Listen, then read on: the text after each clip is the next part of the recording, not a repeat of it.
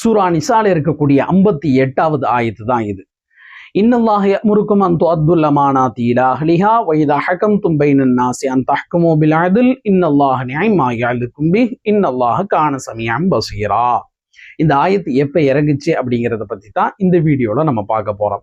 First இந்த ஆயத்துடைய அர்த்தம் என்ன அப்படின்னா, நிச்சயமாக அல்லாஹு தஆலா 2 விஷயங்களை உங்களுக்கு உத்தரவு பிறப்பிக்கிறான். ஒண்ணு, அமானிதங்களை உரிய நபர்கள்ட்ட ஒப்படைச்சிடணும் அப்படின்னு.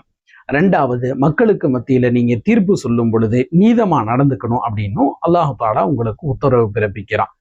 அடுத்த லைன்ல எதெல்லாம் அல்லாஹு தஆலா உங்களுக்கு அட்வைஸா கொடுக்குறானோ, உபதேசம் பண்றானோ அது எல்லாமே நல்லதுதான். கடைசியா நிச்சயமாக அல்லாஹு தஆலா கேட்கின்றவனாகவும் பார்க்கின்றவனாகவும் இருக்கின்றான் அப்படிங்கிறதுதான் இந்த ஆயத்துடைய அர்த்தம். நபி ஸல்லல்லாஹு அலைஹி வஸல்லம் அவங்களுக்கு ஃபதஹே மக்கா வெற்றி கொள்ளப்பட்டதுக்கு பிறகு முழு ஆட்சி அதிகாரம் அவங்க கைக்கு வருது.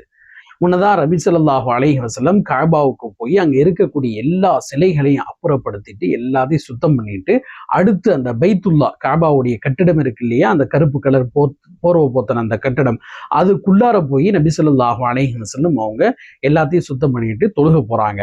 அதுக்காக வேண்டி நபி ஸல்லல்லாஹு அலைஹி வஸல்லம் கஅபாவுடைய சாவியை கேட்கிறாங்க. அன்னைக்கு தேதிக்கு கஅபாவுடைய சாவி யார்கிட்ட இருந்துச்சு அப்படின்னா, உஸ்மான் இப்னு தல்ஹா ரலியல்லாஹு அன்ஹு. அன்னைக்கு தேதியில அவங்க இஸ்லாத்துக்கு வரல, அவங்கள்ட்ட தான் அந்த சாவி இருந்துச்சு. நபி ஸல்லல்லாஹு அலைஹி வஸல்லம் அவங்கள்ட்ட இருந்து சாவியை வாங்குறாங்க, உள்ள போறாங்க, சுத்தப்படுத்திட்டு தொழுதுட்டு வெளியே வரும் பொழுதுதான் இந்த ஆயத்து இறங்குச்சு. அமானிதங்களை உரிய நபர்கள்ட்ட நீங்க ஒப்படைக்கணும், மக்களுக்கு மத்தியில நீங்க தீர்ப்பு சொல்லும் பொழுது நீதமா நடந்துக்கணும் அப்படின்னு ஆயத்து இறங்கினதுக்கு பிறகு அன்னைக்கு தேதிக்கு இஸ்லாத்தை தழுவாம இருந்த உஸ்மான் இப்னு தல்ஹா அவங்களையே கூப்பிட்டு, இந்த சாவி உங்கள்கிட்ட தான் இருக்கணும், இனி கஅபாவுடைய சாவியை தேவைப்படும் பொழுதெல்லாம் உஸ்மான் இப்னு தல்ஹாட்ட இருந்துதான் நாம வாங்கணும் அப்படின்னு நபி ஸல்லல்லாஹு அலைஹி வஸல்லம் அவங்க முடிவெடுக்கிறாங்க. இன்னைக்கு வரைக்கும் அந்த சந்ததியை சேர்ந்தவர்கள்ட்ட தான், அந்த வாரிசுதாரர்கள்ட்ட தான் அந்த கஅபாவுடைய சாவி இருந்துச்சு. அப்ப இஸ்லாம் ஒரு சிறந்த சமூக நீதியை இந்த இடத்துல போதிக்குது. நீ முஸ்லீம் அல்ல, இனிமேல் உன்கிட்ட சாவி இருந்தது போதும், நாங்க தான் வச்சுக்கணும் அப்படின்னு நபி ஸல்லல்லாஹு அலைஹி வஸல்லம் முடிவெடுக்கல.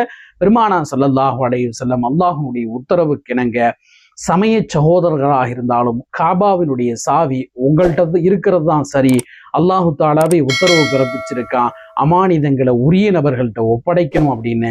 அந்த அடிப்படையில சாவி உங்கள்கிட்ட தான் இருக்கணும், இனி வருங்காலங்களிலும் இதே வாரிசுதார்கள்ட்ட தான் இருக்கணும். அப்படி யாராவது அவங்கள்ட்ட இருந்து பறிச்சிங்க அப்படின்னா நீங்க அநியாயம் பண்றீங்கன்னு அர்த்தம் அப்படின்னு நபி ஸல்லல்லாஹு அலைஹி வஸல்லம் அவங்க சொல்லியிருக்காங்க.